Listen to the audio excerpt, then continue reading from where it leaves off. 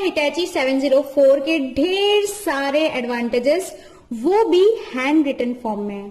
सो एक एक करके हम इसके सारे एडवांटेजेस को डिस्कस करते हैं। चलिए शुरू करें।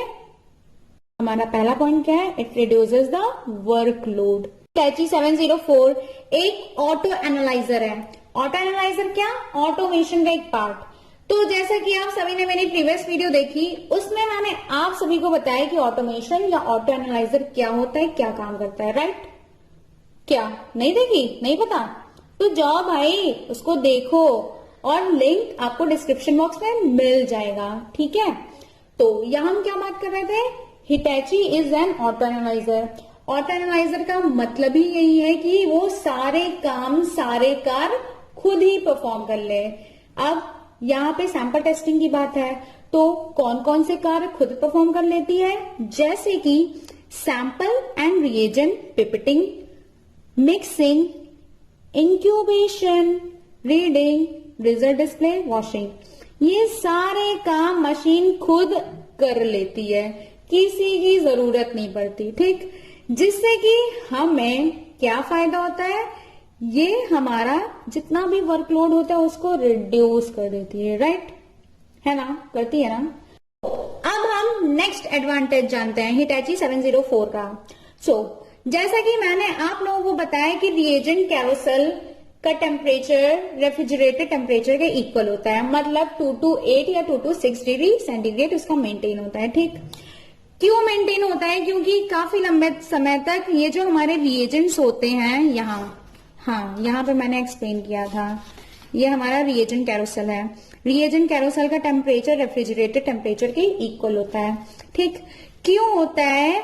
क्योंकि जब हम रिएजेंट का टेम्परेचर मेंटेन नहीं करेंगे, जो कि उसको नीड होता है रेफ्रिजरेटेड टेम्परेचर की, अगर हम उस टेम्परेचर पे अपने रिएजेंट्स को नहीं रखेंगे तो रिएजेंट्स की स्टेबिलिटी पुअर होने लगेगी, रिएजेंट्स हमारे खराब होने लगेंगे और रिजल्ट एक्यूरेट नहीं देंगे, राइट? तो इसीलिए हिटैची 704 में ये भी फैसिलिटी है कि हम अपने रिएजेंट का टेम्परेचर मेंटेन कर सकें। कितना? 226 या 228 degree celsius, that is refrigerated temperature, ठीक है? तो इसका क्या मतलब है? Reagent chamber with low temperature facility to preserve the stability of reagent. Next advantage क्या है? ये देखिए, level sensors for samples and reagent. Simply meaning यही है, मैंने आपको ये प्रीवियस वीडियो में भी बताया था। क्या बताया था? थोड़ा सा हम इसमें भी जान लेते हैं कि जो हमारे सैंपल प्रोब होते हैं और रिएजेंट प्रोब होते हैं, इनमें सेंसर लगा होता है। तो इसीलिए इन प्रोब में सेंसर लगा होता है और वो ये सेंस कराता है कि इस प्रोब को कितना अमाउंट में सैंपल पिक करना है और रिएजेंट प्रोब को कितने अमाउंट में रिएजेंट एस्पिरेट करना है, ठीक? ये सेंसर इसी में लगा होता है, ठीक? तो आपको कोई नीड नहीं होती उसे बार बार बताना कि रिएजेंट प्रोब अब आप 50 माइक्रोलीटर सैंपल एस्पिरेट करोगे, रिएजेंट प्रोब अब आप इसमें से 80 माइक्रोलीटर, रिएजेंट प्रोब अब आप इसमें से 100 माइक्रोलीटर, ऐसे बताना नहीं पड़ता है। उस रिएजेंट प्रोब में पहले से ही सेंसर लगा होता है, तो वो सेंस कर लेता है उसको कितने अमाउंट में रिएजेंट एस्पिरेट करना है। देखिए, इस हिटैची 704 का अगला एडवांटेज क्या है? Barcode identification of sample and reagent. अब इसका मतलब आप सभी जान रहे होंगे कि इसमें बार कोड सिस्टम रहता है। बार कोड सिस्टम से हम क्या करते हैं कि किसी भी सैंपल या किसी भी रिएजेंट की आईडी को हम बार कोड रीडर के थ्रू रीड कर लेते हैं और उस आईडी को हम अपने सिस्टम में सेव कर लेते हैं, ठीक? अब बारकोड रीडर या बारकोड आइडेंटिफिकेशन का क्या बेनिफिट है? अगर किसी सैंपल या किसी रिएजेंट का आईडी ये है, ठीक है, राइट? और अगर हम मैन्युअली अपने सिस्टम में फीड कर रहे हैं तो इसमें क्या पॉसिबिलिटी हो सकती है कि ह्यूमन एरर हो सकता है, ठीक? बाय मिस्टेक अगर मैंने 1 2 3 5 7 6 की जगह 1 2 3 4 लिख दिया तो it will be a mistake ना। बट अगर हम बारकोड रीडर से इसे स्कैन कराएंगे तो ये एग्जैक्ट यही लिखा होगा और यही डेटा सेव हो जाएगा, ठीक है, सेम एज रिएजेंट के साथ। रिएजेंट में भी उसका बारकोड होता है, बारकोड हम बारकोड रीडर से स्कैन कराते हैं और वो आईडी सेव हो जाती है और हम अपने सिस्टम में फीड कर लेते हैं। सो इसमें कोई भी एरर नहीं होता है, ठीक है। और साथ ही साथ ये हमारे टाइम टेकन को भी रिड्यूस कर देता है, right. So what's the next advantage? See, facility for continuous loading of sample. अब जैसा कि आप इस डायग्राम को देखिए गौर से देखिए, ठीक। ये सैंपल कैरोसेल है, सैंपल कैरोसेल में अगर यहाँ पे टेस्ट रन हो रहा है, चल रहा है, और यहाँ पे खाली है, यहाँ पे स्पेस खाली है, यहाँ सब जगह खाली है, ठीक है, तो हम कंटिन्यूअस सैंपल इसमें लोड कर सकते हैं, ना कि ये पूरा टेस्ट रन हो जाए, उसकी रीडिंग हो जाए, सब डिस्प्ले हो जाए टेस्ट रिजल्ट, ऐसा नहीं है। अगर एक टेस्ट रन हो रहा है तो साथ ही साथ हम यहाँ पे अपना दूसरा सैंपल भी प्लेस कर सकते हैं, ठीक।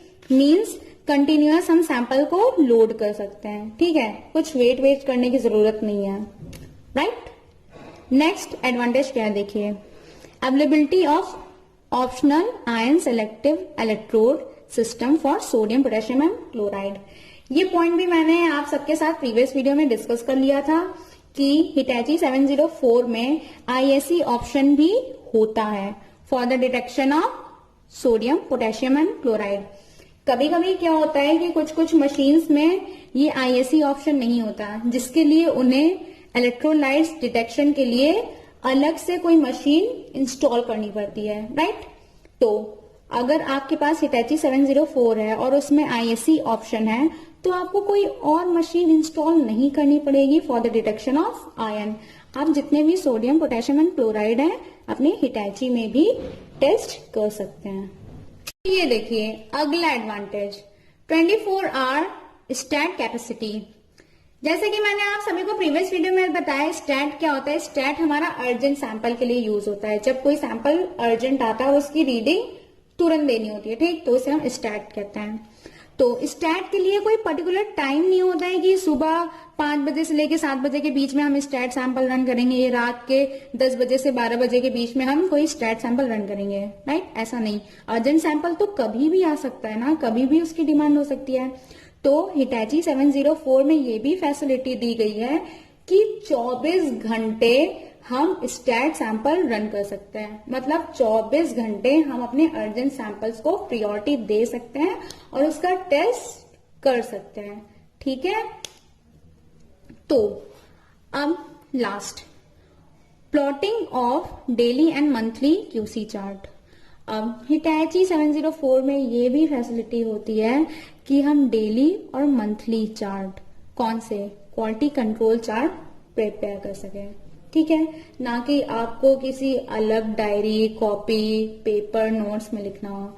आपको इस मशीन में हिटैची 704 में ये भी फैसिलिटी मिलती है कि आप डेली बेसिस या मंथली बेसिस पे क्वालिटी कंट्रोल चार्ट्स प्रिपेयर कर सकें, ठीक है। तो ये सारी फैसिलिटी इसमें मिलती है और ये सारे एडवांटेजेस आपको हिटैची 704 में देखने को मिलते हैं। So hope you all understand this topic very well and if you don't, दोबारा पढ़ना, दोबारा, ठीक है। और ये आपको हैंड रिटन नोट्स भी मिले हैं, सो अगर आप चाहें तो इसे एज इट इज लिख भी सकते हैं। और शुक्रिया बाद में कहना, बाकी सब चलता रहता है। Till then bye bye and thank you for watching my video. Bye bye.